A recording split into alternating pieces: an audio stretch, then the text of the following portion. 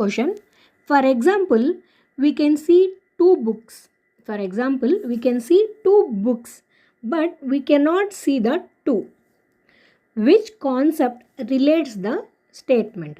ఉదాహరణకు రెండు పుస్తకాలను చూడగలుగుతాం, కానీ దానిలో రెండు అనే దానిని చూడలేము. ఈ క్రింది వాటిలో ఇది ఏ భావనకు సంబంధించినది? సో ఏ భావనకు సంబంధించింది?